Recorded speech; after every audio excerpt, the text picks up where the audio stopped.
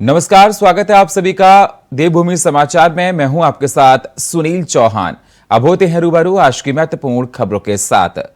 उत्तरकाशी के पुरोला से हो रहे मुस्लिम समुदाय के पलायन के मामले को लेकर मुस्लिम प्रतिनिधिमंडल ने सीएम पुष्कर सिंह धामी से मुलाकात की है और पुरोला मामले में अपनी बात रखी। इस दौरान प्रतिनिधिमंडल ने सीएम पुष्कर सिंह धामी से पहाड़ में माहौल खराब कर रहे लोगों पर कार्रवाई की मांग की। मुस्लिम प्रतिनिधि मंडल में वक्फ बोर्ड के अध्यक्ष शादाब शम्स, लक्सर विधायक हाजी मोहम्मद शहजाद के साथ ही वक्फ बोर्ड के सदस्य और हज समिति के सदस्य शामिल थे, जिन्होंने सीएम धामी को बताया कि उपेक्षा के कारण विशेष समुदाय के लोग पलायन कर रहे हैं।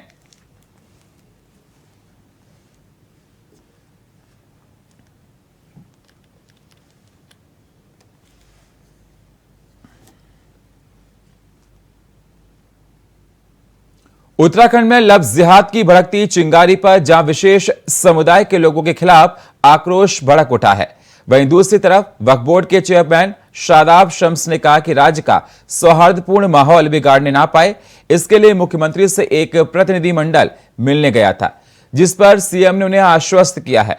शादाब शम्स से खास बातचीत की हमारे संवाददाता अभय कैंतुरा ने। पराठा वगैरह कुछ होगा, ले आओ, जो है वो ले आओ। उत्तराखंड देवभूमि है, लेकिन इन दिनों देवभूमि में जिस प्रकार से विशेष समुदाय के लोगों के प्रति आक्रोश देखने को मिल रहा है, चाहे यमुना वैली की बात करें या राज्य के दूसरे जनपदों की बात करें, उस पर बातचीत करने के लिए हमारे साथ हैं वक्फ बोर्ड के चेयरमैन शादाब शम्स जी, उनसे बातचीत करेंगे।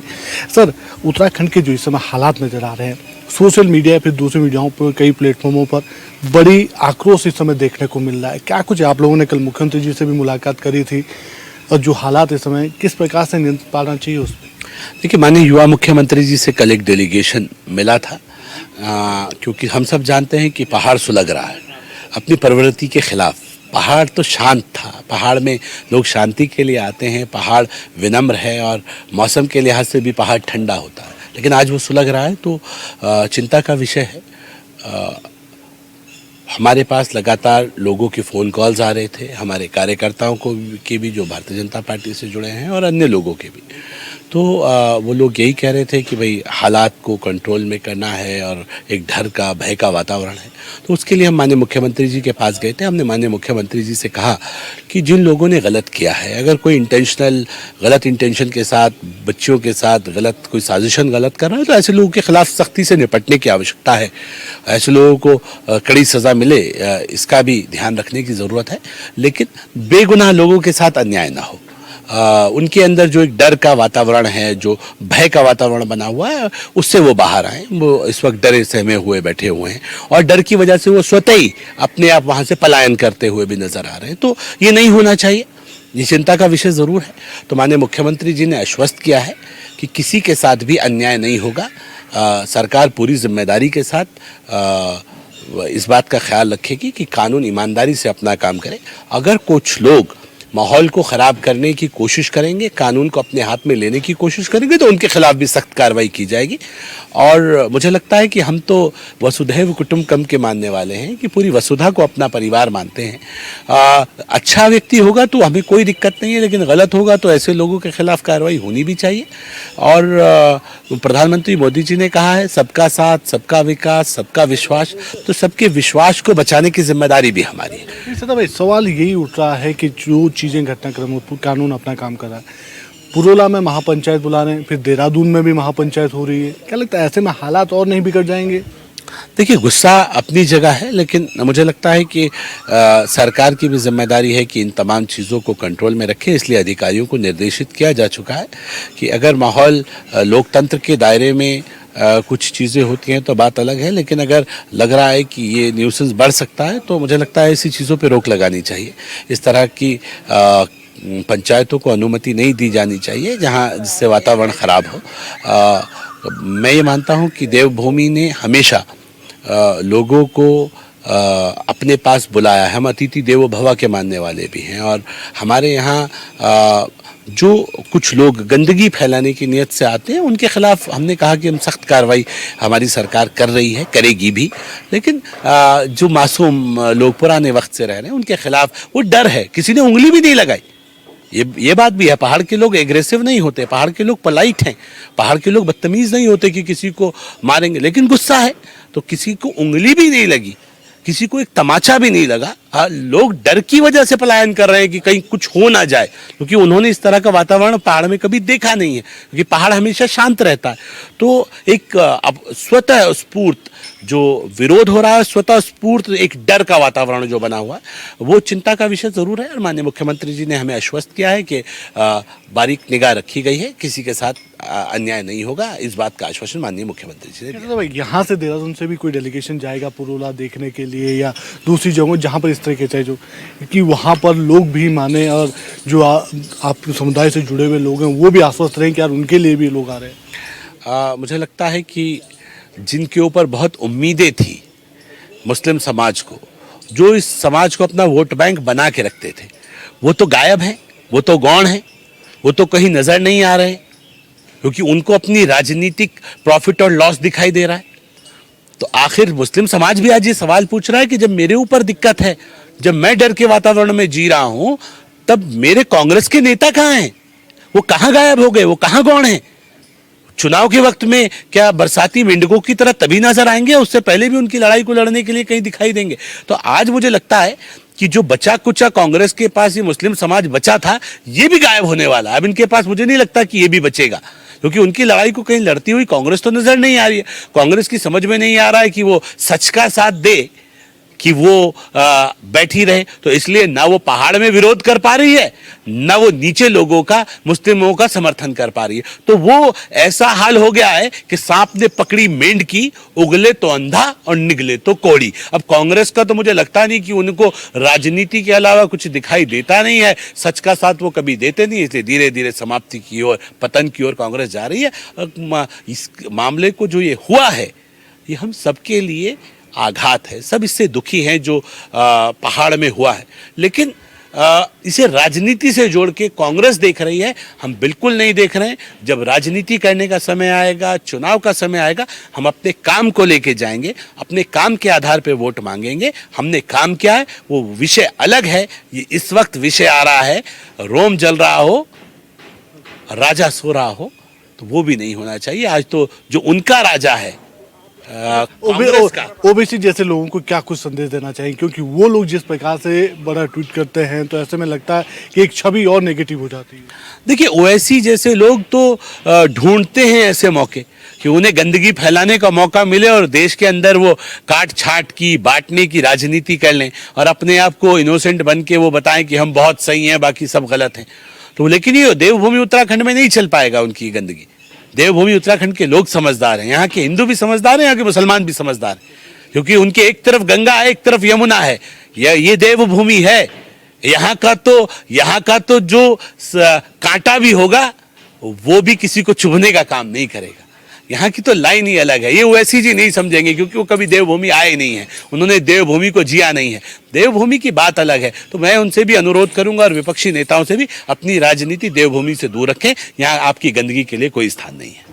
ये थे बोर्ड के चेयरमैन सरदार सिंह जी, जिन्होंने साफ तौर पर कहा है कि उत्तराखंड देवभूमि है, यहाँ का माहौल अलग है, यहाँ के लोग सौहार्दपूर्ण और शांतिपूर्ण माहौल में रहते हैं।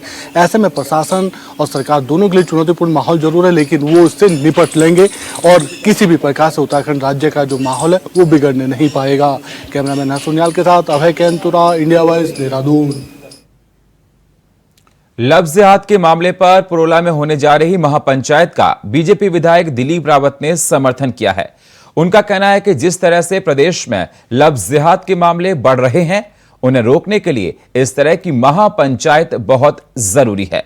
दिलीप रावत ने कहा कि उत्तराखंड को सॉफ्ट टारगेट समझकर कुछ अंतर्राष्ट्रीय ताकतें धर्म परिवर्तन के लिए फंडिंग कर रही हैं। सरकार को इस तरह के मामले रोकने के लिए ठोस कदम उठाने चाहिए। इतना ही नहीं, दिलीप रावत ने साफ कहा कि यदि उन्हें महापंचायत के लिए निमंत्रण मिलता है तो वो महापंचायत में जरूर शामिल होंगे। इसके साथ ही दिलीप रावत ने कहा कि इस तरह के मामलों को नहीं रोका गया तो ये आने वाले दिनों में घातक हो सकते हैं और उसका नुकसान उठाना पड़ सकता है।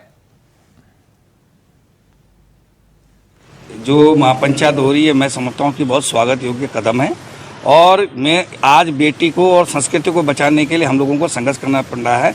ये बड़ा दुर्भाग्यपूर्ण है और दूसरी तरफ अगर दूसरे समुदाय के लोग यहाँ पर महापंचायत करते तो मैं समझता हूँ कि उनको खदेड़ दिया जाना चाहिए यहाँ से। और यहाँ पर सरकार को भी गंभीरता के साथ विचार करना चाहिए कि इस तरह की गतिविधियाँ करने वालों को किसी भी कीमत पे बख्शना नहीं चाहिए। देखिए, ओबीसी की कोई औकात नहीं है और मैं समझता हूँ कि जिस दिन हिंदू जाग जाएगा, ओबीसी नाम का व्यक्ति कोई दुनिया में नहीं रहेगा। पुरोला लफ्ज जिहाद मामले पर आम आदमी पार्टी ने सरकार पर भेदभावपूर्ण रवैया अपनाने का आरोप लगाया है। आम आदमी पार्टी के प्रदेश प्रवक्ता और गढ़वाल मीडिया प्रभारी ने प्रदेश सरकार पर आरोप लगाते हुए कहा कि सरकार उत्तराखंड में सौहार्दपूर्ण वातावरण को कायम रखने में विफल हो रही है और आए दिन हिंदू मुस्लिम संगठन आमने सामने हो रहे हैं। पुरोला में हिंदुओं की महापंचायत और देहरादून में मुस्लिम संगठनों की महापंचायत ये साबित करती है कि उत्तराखंड में भाईचारा कायम रखने में प्रदेश की धामी सरकार पूरी तरह से फेल हो गई है, क्योंकि पुलिस प्रशासन सरकार के हाथ में है और जिस प्रकार की घटनाएं आए दिन उत्तराखंड में देखने को मिल रही हैं, उससे उत्तराखंड में शांति कायम रखना संभव नहीं। इसके लिए सरकार पूर्ण रूप से दोषी है। ये जो पुरोला की जो घटना है लव जिहाद की, ये जो सामने आई है और जिस प्रकार से पुरोला में जो एक माहौल इस समय बन गया है जिसमें हिंदू मुस्लिम कहीं ना कहीं आमने सामने है और पुरोला में जो हिंदू संगठन है उनकी एक महापंचायत है और देहरादून में भी मुस्लिम संगठनों ने एक महापंचायत बुलाई है। तो देखिए, इस पर आम आदमी पार्टी का ये स्पष्ट रूप से कहना है और सरकार पे सीधा सीधा आरोप भी है कि सरकार जो है सौहार्दपूर्ण जो वातावरण है उत्तराखंड का, जो देवभूमि का वातावरण रहा है, उसको मेंटेन करने में फेलियर है सरकार। कहीं ना कहीं हिंदू मुस्लिम की जो मानसिकता है लड़ाने की, वो भारतीय जनता पार्टी उसको तूल दे रही। प्रदेश में अतिक्रमण को लेकर प्रदेश सरकार ने एक अभियान छेड़ रखा और इस अभियान के तहत लगातार उन जगहों को अतिक्रमण मुक्त कराया जा रहा है जहां पिछले लंबे समय से अतिक्रमण को रखा है या फिर अतिक्रमण हो रहा है। वहीं सरकार द्वारा चलाए जा रहे इस अभियान का समर्थन पूर्व मुख्यमंत्री त्रिवेंद्र सिंह रावत ने भी किया। उन्होंने कहा कि सही नियत से किया जा रहा काम सही है। साथ ही उन्होंने कहा, हमारे पास 12 से 13% भूमि है जहां पर लोगों को बसाया जा सकता है। ऐसे में इन्हें खाली कराकर लोगों को बसाने योग्य भूमि मिल सकती है।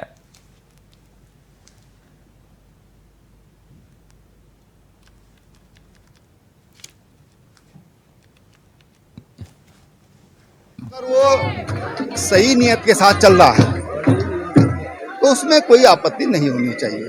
मैंने पहले भी इस बात को कहा है। देखिए, हमारे प्रदेश में हमारे पास बहुत सीमित भूमि है। हमारा लगभग 72-73% फॉरेस्ट एरिया है। फिर हमारे पास 12-13% भूमि ही ऐसी है जिसमें कुछ बसावट की जा सकती है और इसलिए उस बसावट के लिए बहुत जरूरी है कि जो सरकारी भूमि है उसको सुरक्षित रखा जाए और ये सरकार का काम है कि उसको सुरक्षित रखे। सरकार अगर ऐसा कर रही। वक्त एक छोटे से ब्रेक का, मिलते हैं एक छोटे से ब्रेक के बाद। स्वागत है आप सभी का देवभूमि समाचार में। अब रुक करते हैं अगली खबरों का। राजधानी देहरादून में स्मार्ट सिटी के चल रहे निर्माण कामों में से आम जनता को आए दिन परेशानियों का सामना करना पड़ता है। स्मार्ट सिटी के कार्यों को लेकर विपक्ष के साथ साथ सत्ता पक्ष के विधायक भी नाराज दिखाई दे रहे हैं। बीजेपी विधायक विनोद चमोली ने कहा कि उनकी आपत्ति हमेशा से ही स्मार्ट सिटी के निर्माण कामों को लेकर रही है, लेकिन अब जब सरकार के सभी निर्माण काम प्राइवेट कंपनियों से हटाकर सरकारी विभागों को दिए गए, तब से निर्माण कामों में तेजी आई है और ऐसे में उम्मीद यही कि अब देर से ही सही लेकिन स्मार्ट सिटी के कार्य जरूर पूरे होंगे। बीजेपी विधायक ने कहा कि उनके समय जो स्मार्ट सिटी की डीपीआर बनी थी, उस डीपीआर के सापेक्ष कोई भी स्मार्ट सिटी के कार्य नहीं हो रहे हैं। देखिए, पीछे बहुत गलतियां हुई हैं और मैंने समय समय पर कहा भी है और खुले मंचों पर भी मैंने कहा और स्मार्ट सिटी को लेकर एक समीक्षा बैठक भी हमने की थी मुख्यमंत्री के नेतृत्व में। उसमें भी मैंने अपनी तमाम आपत्तियां वहां पर दी थी। उसके बाद से कुछ रिजल्ट आए कि जो कंपनीज काम कर रही थी उनको ब्लैक लिस्टेड किया गया और सारा काम सरकार ने अपने हाथ में लिया और जो हमारे विभाग हैं, चाहे पीडब्ल्यूडी चाहे इरिगेशन है, इनके माध्यम से कामों को आगे बढ़ाया जा रहा है। लेकिन जब से ये निर्णय हुआ है तब से काम की गति बढ़ी है और अभी कुछ समय हमने एक्सटेंड किया है कि साल भर का समय और दिया, तो मुझे लगता है चीजें धीरे धीरे ठीक हो जाएंगी। राजधानी देहरादून में स्मार्ट सिटी के चल रहे निर्माण कामों से आम जनता त्रस्त हो चुकी है। वहीं आए दिन परेशानियों का भी सामना करना पड़ रहा है। स्मार्ट सिटी के कार्यों को लेकर विपक्ष तो पहले से ही सवाल खड़े कर रहा है। अब सत्ता पक्ष के विधायक भी खुलकर सामने आ गए हैं। बीजेपी विधायक विनोद चमोली का कहना है कि उनकी आपत्ति हमेशा से ही स्मार्ट सिटी के निर्माण कामों को लेकर रही है। यहां तक कि उन्होंने अपनी विधानसभा में कोई भी कार्य न होने की चेतावनी भी दे डाली है। इस सब पर अब कैबिनेट मंत्री प्रेमचंद अग्रवाल का बयान सामने आया है। उनका कहना है कि पहले की अपेक्षा स्मार्ट सिटी के कार्यों में तेजी आई है और कई कार्य पूरे भी हुए हैं। वहीं मंत्री अग्रवाल का कहना है कि इसके बाद यदि कोई दिक्कत आती है तो बताया जाए, उसे ठीक किया जाएगा। उनके स्टेटमेंट की जानकारी नहीं है, लेकिन मैं ये कह सकता हूँ कि पहले की अपेक्षा स्मार्ट सिटी के कामों में गति आई है। बहुत से काम पूरे भी हुए और जहाँ किसी भी व्यक्ति को, मैं तो खुले मन से कह रहा हूँ, यदि कहीं दिक्कत आ रही है, कमी आ रही है, बता। अगली खबर हरिद्वार से है, जहां श्री पंचायती अखाड़ा बड़ा उदासीन निर्माण में पंच परमेश्वरों ने महंत रघुमुनि, मुकामी दामोदर दास और मुकामी दर्शन दास को अखाड़े के नियमों के विपरीत आचरण करने के आरोप में अखाड़े से निकाल देने के बाद अखाड़ों के वरिष्ठ संतों ने विधायक मदन कौशिक पर तीनों आरोपी संतों को संरक्षण देने का आरोप लगाया है। श्री पंचायती अखाड़ा बड़ा उदासीन में हमारी स्थानीय समिति ने बैठक की, जिसमें से श्री सतपंच परमेश्वर पंचायती अखाड़ा बड़ा उदासीन से महंत रघुमुनि और दामोदर दास जी को निष्कासित कर दिया गया। उसमें हरिद्वार नगर के भाजपा जो विधायक हैं मदन कौशिक जी, वो हस्तक्षेप कर रहे हैं। जो अखाड़े की मर्यादाओं को और अखाड़े की जो परंपराएं हैं 200-250 साल से चली आ रही हैं, वो उल्लंघित हो रही हैं, मर्यादा भंग हो रही है। विधायक और सांसद दोनों ही इस काम में लगे हुए हैं कि हरिद्वार के जो आध्यात्मिक स्वरूप है वो कैसे बिगाड़ा जाए, और आए दिन शिकायत मिल रही है कि दोनों ने सांठगांठ करके और अखाड़ों पर और आश्रमों की जमीनों पर कुदृष्टि है जिनकी कब्जा करने के प्रयास में लगे हैं। अनेकों आश्रमों की संपत्तियां कब्जा कर रखी हैं। आज वास्तव में देवभूमि के स्वरूप को अगर उत्तराखंड में हरिद्वार को नहीं बचाया गया, धार्मिक संपत्तियों को नहीं बचाया गया, तो उसका कोई औचित्य नहीं है। और भाजपा के विधायक होने के नाते उनमें थोड़ी बहुत अगर नैतिकता हो तो महात्माओं से जाकर के माफी मांगना चाहिए और उदासीन अखाड़े के महात्माओं से माफी मांग कर कहना चाहिए अगर कोई उन्होंने संपत्ति ली है तो उन्हें वापस देनी चाहिए और उनमें अखाड़े में कोई हस्तक्षेप नहीं करना चाहिए। महात्माओं से तो निवेदन करना चाहिए, वो निवेदन महात्मा माने न माने। मुकामी हो या महंत हो, जब तक पंच परमेश्वर अखाड़े में रहेगा किसी तरह की जमीन खरीद फरोख्त नहीं करेगा। यदि वह खरीद फरोख्त करेगा तो वह जमीन पंच परमेश्वर की होगी। वो यहाँ क्रय विक्रय व्यापार नहीं कर सकते और क्रय विक्रय व्यापार यदि करते हैं तो वो बाहर किए जाएंगे। पंच परमेश्वर ने इसी आधार पर महंत रघुमुनि जी को और दामोदर दास जी को बाहर किया है। इस विषय पर हम ये चाहते हैं कि राजनीतिक जो अपने नेता हैं मदन कौशिक जी, इनको इसके बीच में नहीं पड़ना चाहिए, अखाड़े के बीच में नहीं पड़ना चाहिए और यह हमारा अखाड़े का अंदर। श्री पंचायती उदासीन बड़ा अखाड़ा के विगत कई दिनों से सतपंच परमेश्वर ने श्री महंत और अन्य 3 महंतों ने रघुमुनि और उनके 3 संतों को निष्कासित किया है। वो व्यवसायिक गतिविधियों में संलिप्त थे, जबकि व्यवसायिक गतिविधियों में संलिप्त होने वाला कोई भी पंच का महंत नहीं हो सकता। और ये लोग लगातार अखाड़े की संपत्तियों को नुकसान पहुंचा रहे हैं और विभिन्न प्रकार की ऐसी गतिविधियां जो संदिग्ध हैं। भारतीय जनता पार्टी के वरिष्ठ नेता और पूर्व मुख्यमंत्री त्रिवेंद्र सिंह रावत के नाथूराम गौडसे को सच्चा देशभक्त बताए जाने को लेकर मंगलवार को हरिद्वार महानगर कांग्रेस ने त्रिवेंद्र सिंह रावत का पुतला लेकर प्रदर्शन किया और उनके खिलाफ जमकर नारेबाजी करते हुए पुतले का दहन किया। इस दौरान कांग्रेसियों ने आरोप लगाया कि बीजेपी के लोग जब विदेश जाते हैं तो वहां पर राष्ट्रपिता महात्मा गांधी का महिमा मंडन करते हैं, मगर जब अपने देश में पहुंचते हैं तो वह महात्मा गांधी की उपेक्षा करते हैं। प्रदेश के पूर्व मुख्यमंत्री त्रिवेंद्र रावत जी ने, जिन्होंने देश को आजाद कराया और देश के विश्व के महान नेता महात्मा गांधी जी को गोली मारने वालों की महिमा मंडित करना, इससे बड़ा पाप नहीं हो सकता।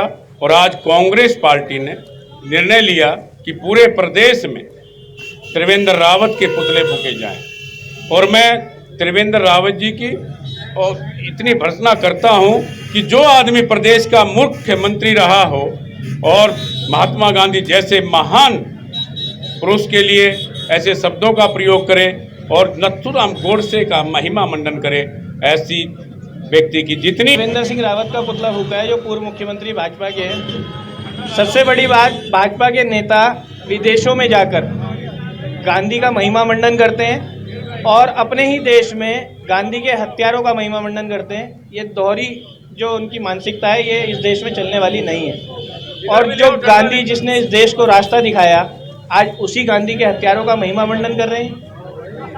ये बहुत ही शर्मनाक बात है और इसके लिए पूरी कांग्रेस जब तक ऐसे विचारों का महिमा मंडन करते रहेंगे भाजपा के लोग, कांग्रेस सड़कों पे यूं ही लड़ती। और फिलहाल देवभूमि समाचार में इतना ही। बाकी खबरों के लिए आप बने रहिए इंडिया वॉइस के साथ। तब तक के लिए नमस्कार।